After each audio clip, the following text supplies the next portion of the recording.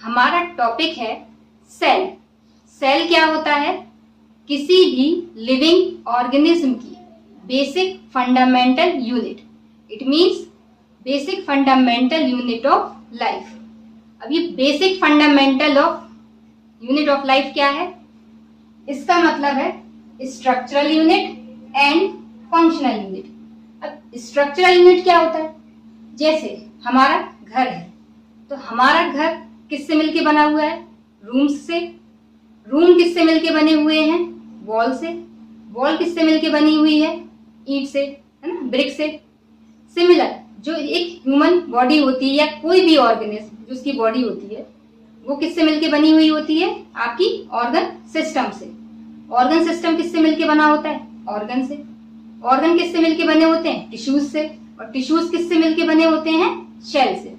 तो इस प्रकार किसी भी लिविंग ऑर्गेनिज्म की जो बेसिक फंडामेंटल यूनिट हुई वो क्या हो गई? आपकी शेल। ठीक है। और शेल क्या है? Is defining feature of living organism. अगर किसी भी चीज में अगर शेल है तो इट मीन्स वो लिविंग है, और अगर शेल प्रेजेंट नहीं है तो इसका मतलब है वो नॉन लिविंग है। जैसे कि वायरस में सेल प्रेजेंट नहीं होता है, इसलिए उसे नॉन लिविंग ऑर्गेनिज्म की कैटेगरी में रखा जाता है। ठीक है। अब जैसे आपका ये बोर्ड में शेल नहीं है तो नॉन लिविंग है। आपकी ह्यूमन बींग्स हम हैं तो हमें शेल है। कोई भी काऊ में शेल है तो वो लिविंग थिंग है। ठीक है। तो इस तरीके से हमने शेल को समझा। फिर आता है आपका ऑर्गेनिज्म। ठीक है, क्योंकि शेल से ही तो मिलती ऑर्गेनिज्म बने। अब नंबर ऑफ शेल्स के आधार पर ऑर्गेनिज्म को 2 टाइप्स में बांटा गया है। एक होता है यूनिसेलुलर, दूसरा होता है मल्टीसेलुलर। यूनिसेलुलर का मीनिंग क्या होता है? जिस ऑर्गेनिज्म में केवल एक ही सेल प्रेजेंट हो उसको हम कहते हैं यूनिसेलुलर। फॉर एग्जाम्पल बैक्टीरिया और अमीबा। ठीक है। ऐसे ही जो मल्टीसेलुलर होते हैं उसमें क्या होता है? मोर देन 1 सेल्स प्रेजेंट होते हैं। ठीक है, एक से ज्यादा सेल। जैसे कि ह्यूमंस। कहने को तो यूनिसेलुलर में सिर्फ एक सेल प्रेजेंट होता है, मल्टीसेलुलर में एक से ज्यादा सेल प्रेजेंट होते हैं। लेकिन जो आपके उसके जो फंक्शन है सेल के, वो सारे यूनिसेलुलर में जो होगा वो भी वही सारे फंक्शन करेगा जो मल्टीसेलुलर वाला ऑर्गेनिज्म होगा। ठीक है। तो ये ऑर्गेनिज्म हमने देख लिया कि जो टाइप्स नंबर ऑफ सेल्स के आधार पर 2 टाइप्स होते हैं। अभी जो ऑर्गेनिज्म होता है वो आपका इंडिपेंडेंट एग्जिस्टेंस रखता है। इंडिपेंडेंट एग्जिस्टेंस का क्या मीनिंग है? सपोज आपके कोई 2 ऑर्गेनिज्म है। ठीक है। तो जो पहला वाला ऑर्गेनिज्म जो भी फंडामेंटल या फंक्शनल यूनिट फंक्शन करेगा, वही सिमिलर जो सेकंड ऑर्गेनिज्म होगा वो भी सारे के सारे फंक्शंस वैसे ही प्रेजेंट करेगा। उसके अंदर भी मेटाबॉलिक प्रोसेस होगी, पहले वाले में भी होगी, पहले वाले में रेस्पिरेशन होगा, दूसरे वाले में भी होगा। तो सारी चीजें, इसलिए इसको कहते हैं इंडिपेंडेंट एग्जिस्टेंस। ठीक है। ऑर्गेनिज्म जो होते हैं वो जो भी लाइफ की इसेंशियल फंक्शंस होते हैं, मतलब जरूरी फंक्शंस होते हैं, वो करते हैं। ठीक है, कैपेबल होते हैं उसको करने में। तो हमने सेल देख लिया, ऑर्गेनिज्म देख लिया।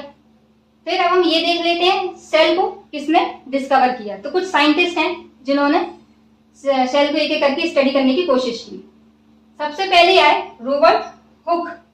इन्होंने जिन्होंने सेल को डिस्कवर किया, लेकिन वो सेल जो थी वो डेड निकली। ठीक है। फिर आए एंटोन वैन ल्यूवेनहॉक। इन्होंने एक लाइव सेल डिस्कवर की। ठीक है। फिर आते हैं रॉबर्ट ब्राउन। इन्होंने सेल के अंदर जो न्यूक्लियस होता है उसको डिस्कवर किया। न्यूक्लियस यानी कि उसका माइंड, एक तरह से आप ये समझ सकते हो। ठीक है। फिर आए आपके ई माइक्रोस्कोप। इन्होंने सेल के अंदर जो सेल ऑर्गेनल्स होते हैं वो डिटेल से स्टडी की। ठीक है। तो उसको देखा, जैसे कि आपके सेल मेम्ब्रेन हो गया, राइबोसोम्स हो गए। तो इस तरीके से जो कुछ साइंटिस्ट हुए जिन्होंने सेल को डिस्कवर किया। ठीक है। हमने सेल देख लिया, ऑर्गेनिज्म देख लिया, उसकी डिस्कवरी भी देख ली। अब हम कुछ सेल थ्योरीज भी देख लेते हैं। ठीक है। सबसे पहले एक बॉटनिस्ट हुए जर्मन के, स्लेडन। ठीक है। इन्होंने प्लांट पर स्टडी की, क्योंकि ये बॉटनिस्ट थे तो प्लांट से रिलेटेड थे। तो इन्होंने देखा कि जो भी प्लांट है वो डिफरेंट शेल से मिलके बना हुआ है। फिर आए स्वान, ये ब्रिटिश जूलॉजिस्ट थे। तो जूलॉजिस्ट थे तो इन्होंने एनिमल सेल्स पे स्टडी की और इन्होंने देखा, इनका कहना ये था कि जो शेल होती है वो उसके चारों तरफ एक सेल मेम्ब्रेन होती है, ठीक है। पर ये जो स्वान थे वो स्लेडन से भी इंस्पायर्ड थे, तो इन्होंने प्लांट सेल में भी स्टडी की और इन्होंने ये भी कहा कि जो प्लांट वाली जो सेल, प्लांट के अंदर जो सेल्स होती हैं उसके चारों तरफ एक सेल मेम्ब्रेन के साथ साथ एक सेल वॉल भी प्रेजेंट होता है, ठीक है। इन दोनों ने ही, स्लेडन ने और स्वान ने, हाइपोथेसिस दी, स्टडी की, पर इन्होंने एक ड्रॉबैक था कि ये नहीं बता पाए कि नए शेल कैसे बनते हैं, ठीक है।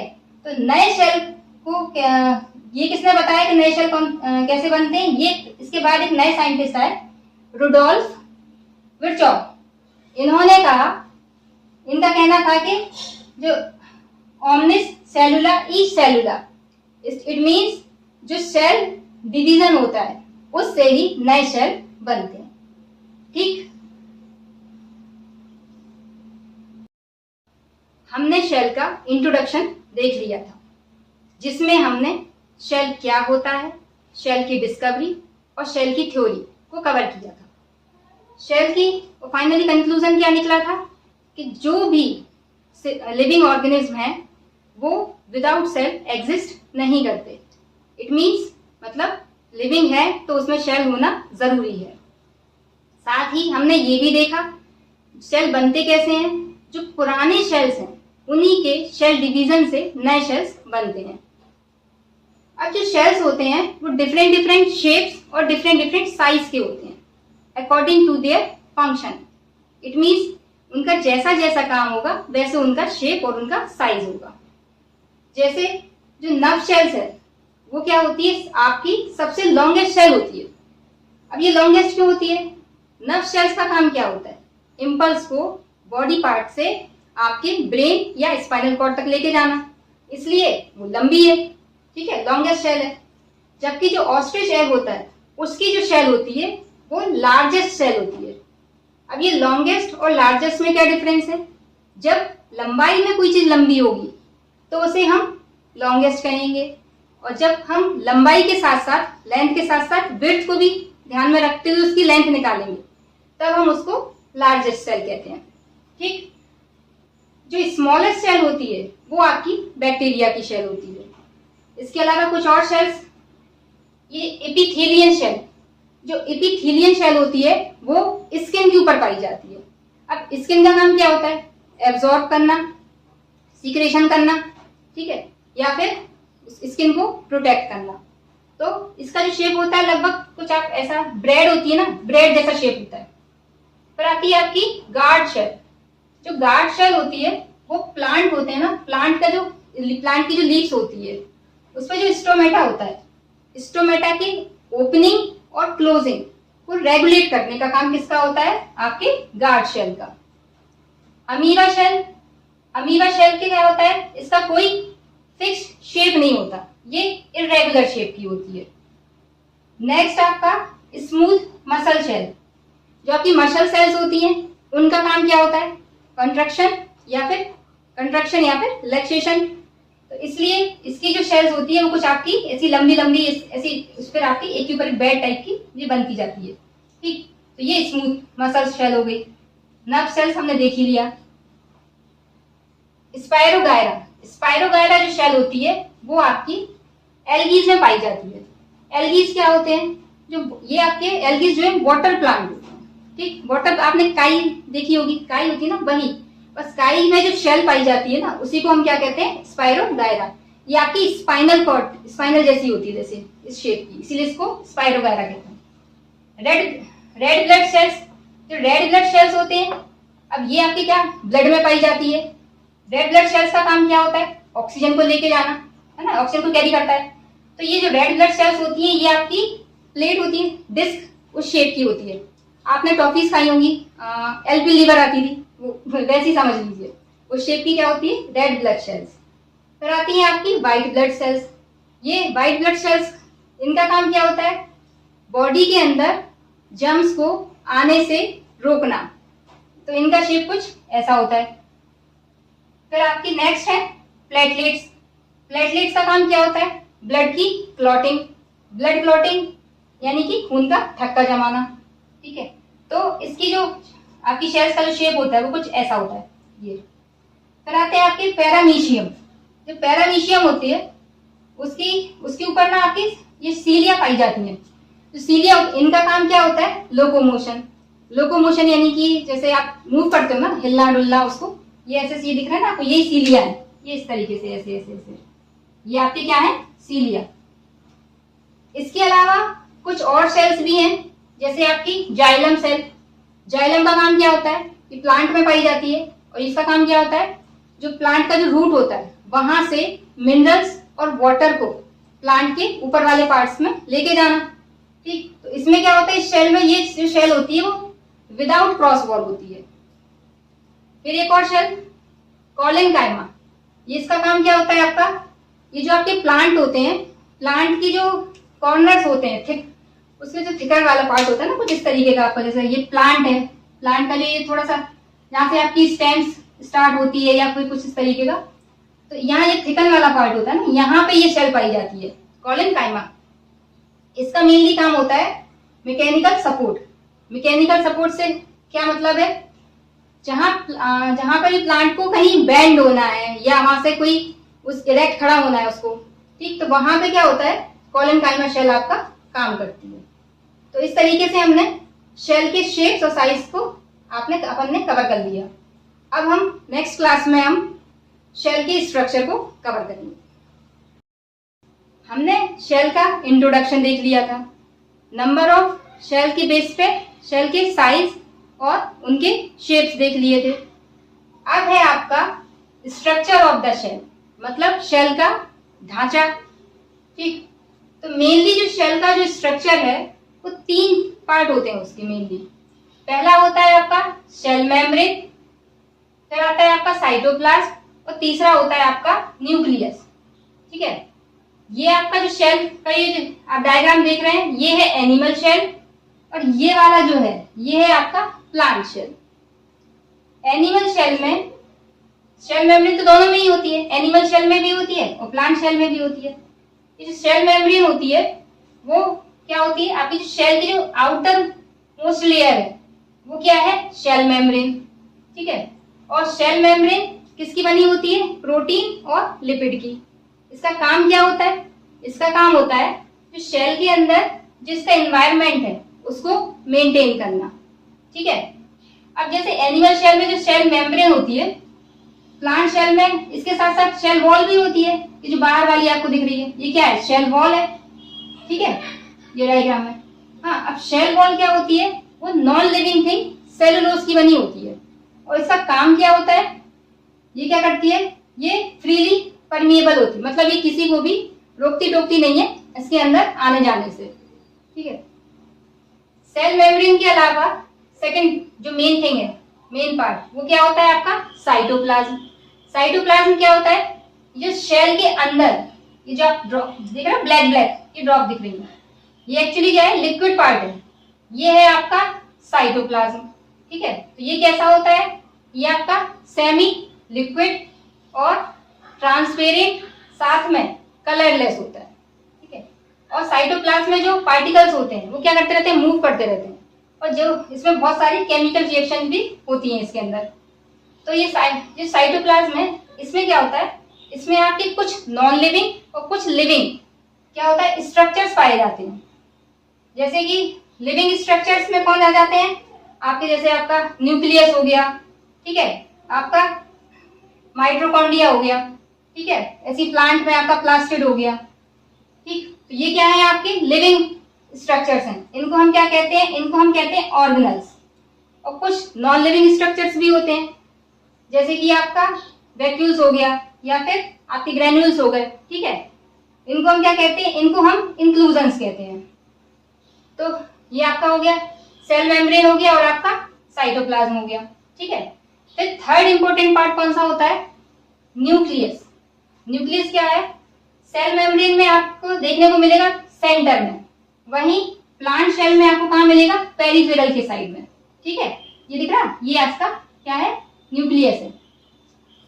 और न्यूक्लियस भी केवल इतना सा दिख रहा है, इसमें भी बहुत सारे पार्ट्स होते हैं। ये देखो, इसके बाहर वाली जो दिख रही, ये जो परत दिख रही है, ये क्या है आपकी न्यूक्लियस मेम्ब्रेन। और इसके अंदर ये जो ब्लैक ब्लैक दिख रहा है, डार्क डार्क, ये क्या है आपका न्यूक्लियस, इसको क्या बोलते हैं न्यूक्लियस, ठीक है।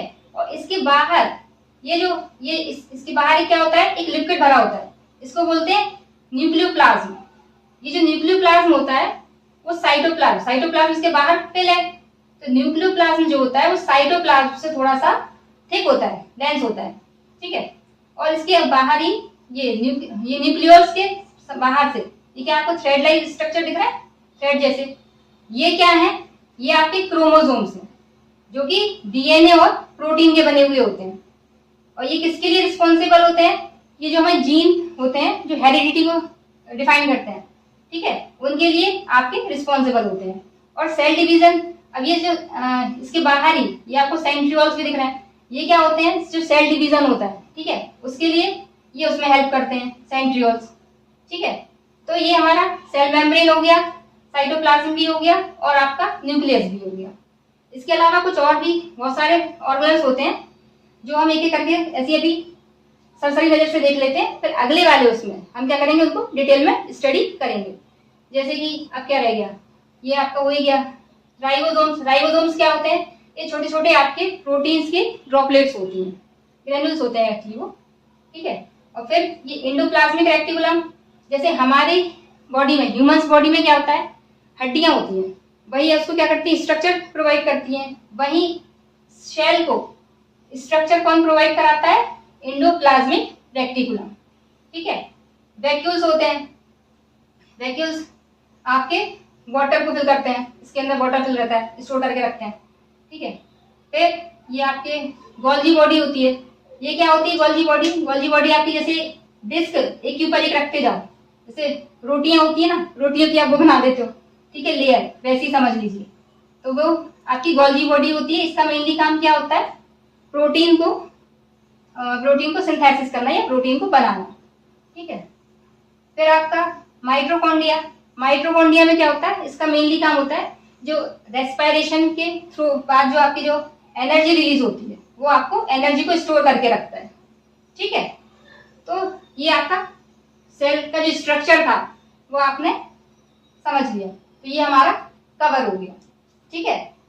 अगर आपको लेक्चर्स अच्छे लग रहे हो तो साथ में लाइक, सब्सक्राइब और शेयर जरूर करते जाइएगा।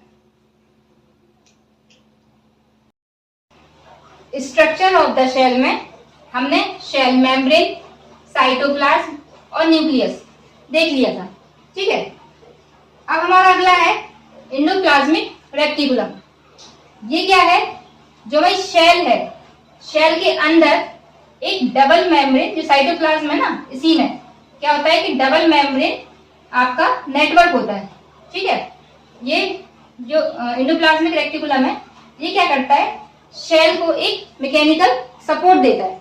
मैकेनिकल सपोर्ट जैसे कि एक ह्यूमन बॉडी के जो बोन्स होती है वो क्या करती है, उसको मैकेनिकल सपोर्ट देती है, ठीक है। सिमिलर वही काम शेल के अंदर एंडोप्लाज्मिक रेटिकुलम करता है, ठीक है। ये क्या करता है, शेल मेम्ब्रेन को न्यूक्लियस मेम्ब्रेन से कनेक्ट करता है।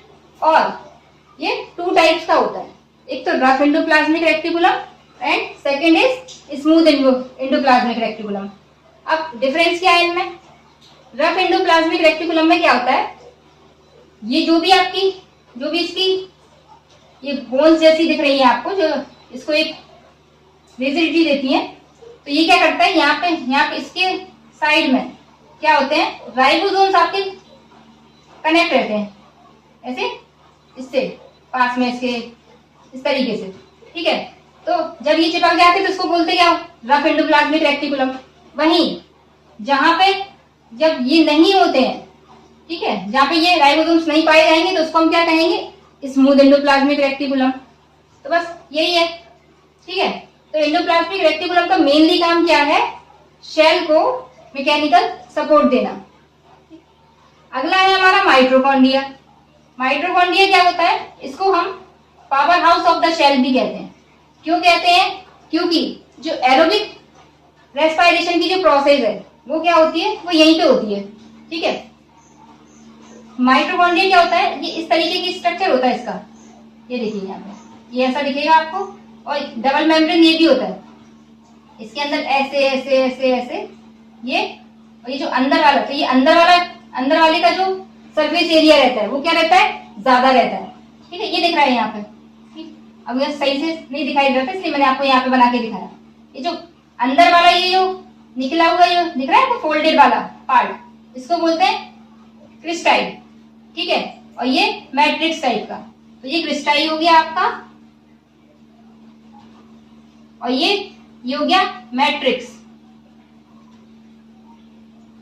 ठीक है, तो इसको हम क्या कहते हैं, power house of the cell कहते हैं, और साथ ही इसको energy currency of the cell भी कहते हैं। और इसका मेन काम क्या होता है, जो एरोबिक रेस्पिरेशन के बाद जो एनर्जी रिलीज हुई है वो क्या करता है, इसको स्टोर करके रखता है।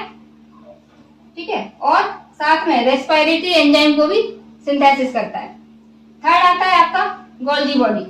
गोल्गी बॉडी क्या होता है, गोल्गी बॉडी आपकी जैसे डिस्क होती है बहुत सारी, उनको साथ में एक के ऊपर एक रख दो, ऐसे कनेक्ट कर दो, तो उसको क्या बन जाएगी, आपकी गोल्गी बॉडी बन जाएगी। इस टाइप का इसका शेप रहता है।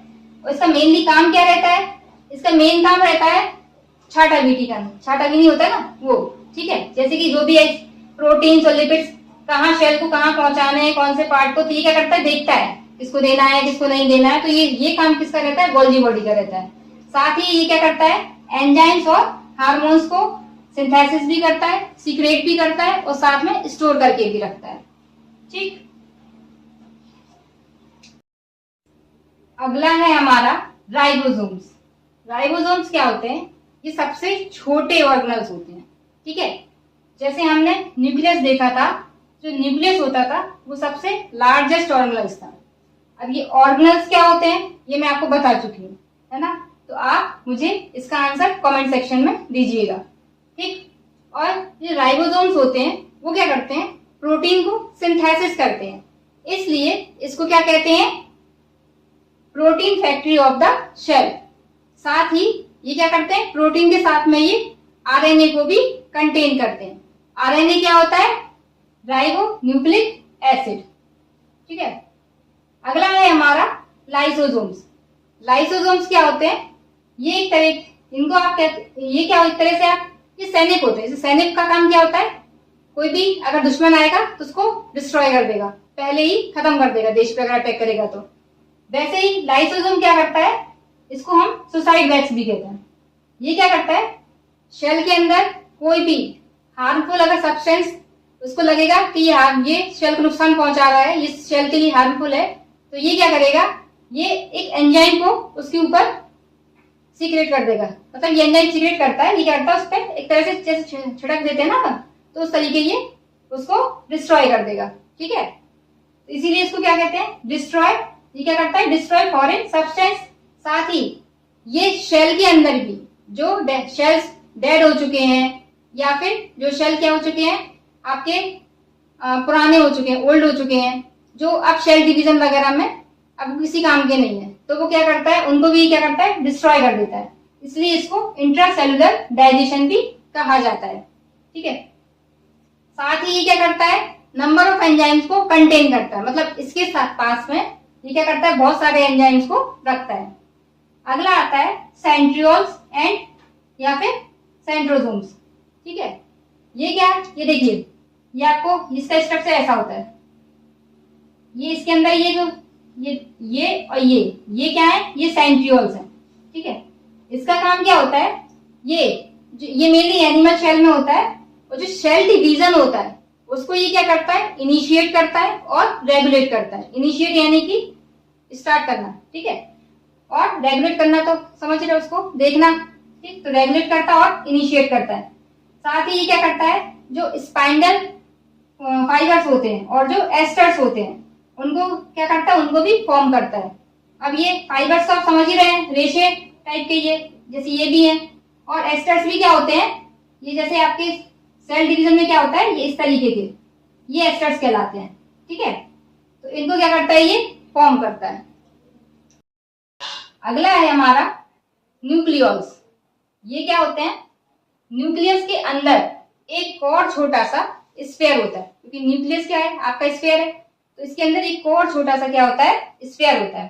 ठीक है, ये दिख रहा है ना, ये ऐसा। ठीक है, इसका मेन काम क्या होता है, राइबोसोम्स को, ये क्या करता है, पहले तो अपने अंदर राइबोसोम्स को सिंथेसिस करता है, फिर राइबोसोम्स को डिक्टेट करता है ताकि क्या हो सके, प्रोटीन सिंथेसिस हो सके। तो ये प्रोटीन को सिंथेसिस करने के लिए राइबोसोम्स को डिक्टेट करता है।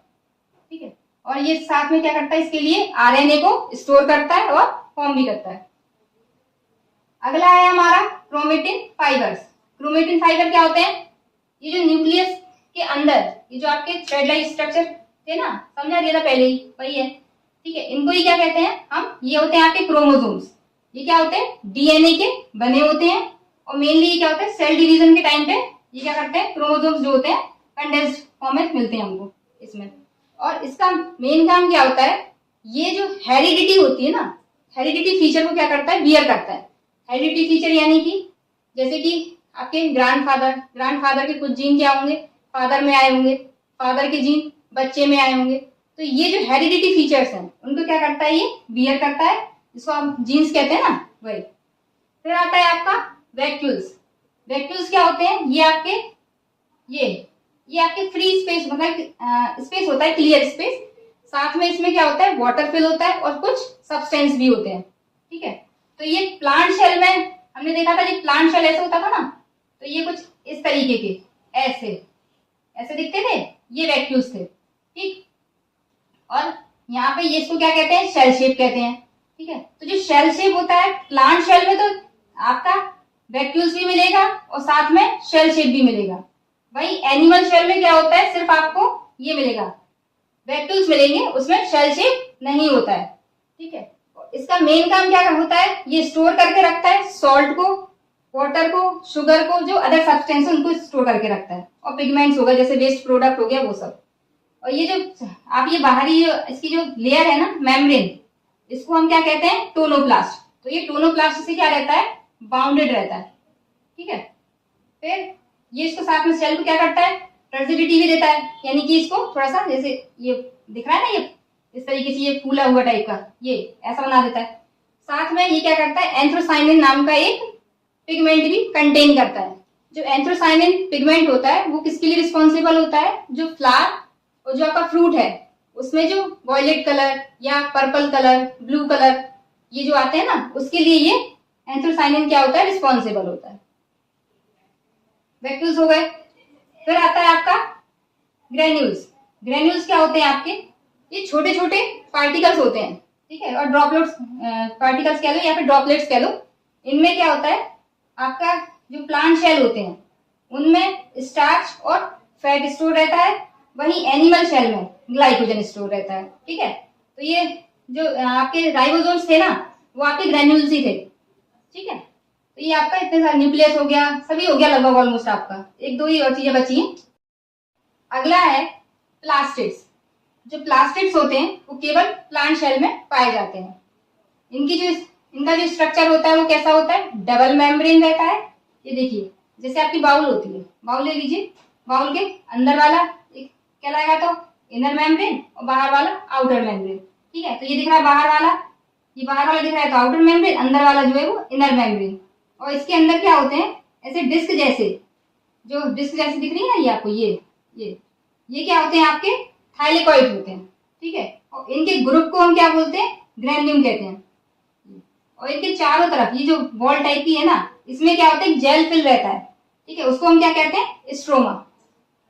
और ये जो प्लास्टिड्स होते हैं वो आपके 3 टाइप्स के होते हैं, क्लोरोप्लास्ट, क्रोमोप्लास्ट और ल्यूकोप्लास्ट। जो क्रोमोप्लास्ट होता है वो ग्रीन कलर का होता है, और ये जो सोलर एनर्जी होती है उसको क्या करता है, ये ट्रैप करके रखता है ताकि फोटोसिंथेसिस की प्रोसेस हो सके।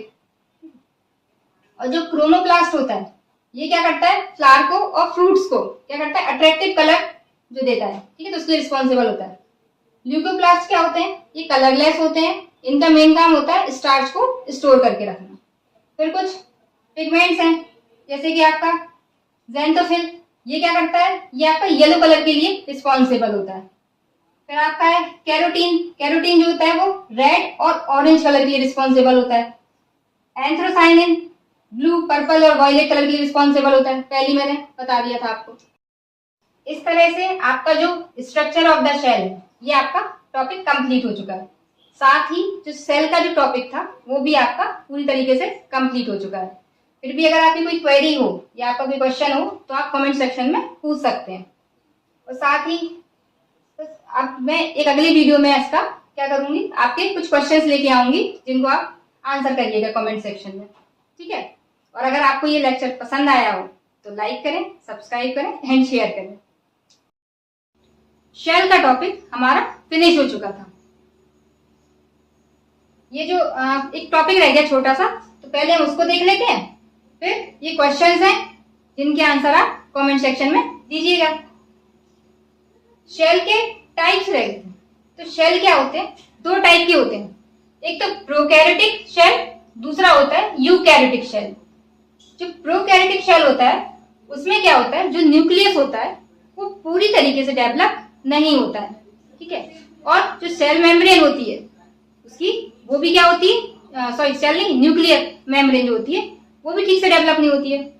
यूकैरियोटिक शेल में क्या होता है, न्यूक्लियस पूरी तरीके से डेवलप होता है और न्यूक्लियस जो मेम्ब्रेन है वो भी पूरी तरीके से डेवलप होती है। प्रोकैरियोटिक शेल में क्या होता है, जो राइबोसोम्स पाए जाते हैं वो क्या होते हैं, स्मॉल राइबोसोम्स होते हैं, जबकि यूकैरियोटिक शेल में लार्ज राइबोसोम्स होते हैं। आपकी जो प्रोकैरियोटिक शेल होती है उसमें आपके शेल ऑर्गेनल्स नहीं होते इसके अलावा, जबकि यूकैरियोटिक शेल में क्या होता है, और भी अदर ऑर्गेनल्स होते हैं, जैसे कि माइटोकॉन्ड्रिया है, प्लास्टिड है, राइबोसोम्स हैं, ठीक है। जो प्रोकैरियोटिक शेल होती है उसमें जो शेल वॉल होती है वो आपकी पेप्टिडोग्लाइकॉन से मिलकर बनी होती है, जबकि जो आपकी यूकैरियोटिक शेल होते हैं उसमें जो शेल वॉल होती है वो आपकी सेलुलोज से मिलकर बनी होती है, ठीक है। अब प्रोकैरियोटिक शेल के कुछ एग्जांपल्स जैसे कि आपके बैक्टीरिया हो गया और साइनोबैक्टीरिया हो गया। वहीं यूकैरियोटिक शेल में क्या आ जाते हैं आपके अमीबा या पैरामीशियम, ठीक है। तो और इसमें जो प्रोकैरियोटिक शेल होती है इसमें जो डीएनए होता है वो सिंगल मेम्ब्रेन होता है, जबकि यूकैरियोटिक शेल में क्या होता है, ऐसा नहीं होता, ठीक है। तो ये आपका टाइप्स ऑफ शेल खत्म हो गया। अब ये कुछ क्वेश्चंस हैं जिनके जवाब आपको देने हैं अगर आपको मेरा टॉपिक समझ आया है तो, ठीक है। First question is heredity unit क्या होता है, मतलब क्या है इसमें जो शेल है उसमें हेरिडिटी यूनिट क्या है। सेकंड है आपका organelle responsible for cell division in animal cell, यानी एनिमल शेल में जो शेल डिवीजन होता है उसके लिए कौन सा ऑर्गेनल रिस्पॉन्सिबल है उसका आपको नाम बताना है। थर्ड क्वेश्चन है cell wall is made up of, मतलब शेल वॉल जो होती है वो किसकी बनी होती है। फोर्थ क्वेश्चन है आपके लिए लार्जेस्ट शेल ऑर्गेनल, जो लार्जेस्ट शेल ऑर्गेनल है वो कौन सा है। फिफ्थ क्वेश्चन है आपके लिए protein factory of the cell, मतलब जो शेल की जो प्रोटीन फैक्ट्री है वो क्या है उसका नाम बताना है आपको। सिक्स्थ क्वेश्चन है carotene pigment is responsible for which colour, जो कैरोटीन पिगमेंट होता है वो किस कलर के लिए रिस्पॉन्सिबल होता है। सेवेंथ क्वेश्चन है cell theory was proposed by, मतलब शेल थ्योरी किसने आप दी थी, ठीक है। एथ क्वेश्चन है the inner wall of the mitochondria is drawn into number of folds called, मैंने आपको बताया था जो इसमें होता था माइटोकॉन्ड्रिया कुछ ऐसा शेप होता था, ये डबल मेम्ब्रेन होता था, अंदर के ये इस तरीके से होते थे। तो ये जो अंदर वाले जो फोल्ड्स हैं इसी का नाम पूछ रहे हैं ये कि इसको क्या कहते हैं, ठीक है। फिर है आपका द प्लास्टिड्स होते थे 3 टाइप के, ठीक है। तो प्लास्टिड दैट स्टोर्स स्टार्च, उनमें से कौन सा वाला है जो स्टार्च को स्टोर करके रखता है, ठीक। एंड लास्ट क्वेश्चन है आपका non living structure found in the cytoplasm, जो साइटोप्लाज्म है उसमें जो नॉन लिविंग स्ट्रक्चर पाया जाता है उसको क्या कहते हैं, ठीक है। आई होप कि आपको ये लेक्चर पसंद आया होगा और ये क्वेश्चंस भी आपको पसंद आए होंगे। इन क्वेश्चंस के आंसर आप कमेंट सेक्शन में दीजिएगा, ठीक है।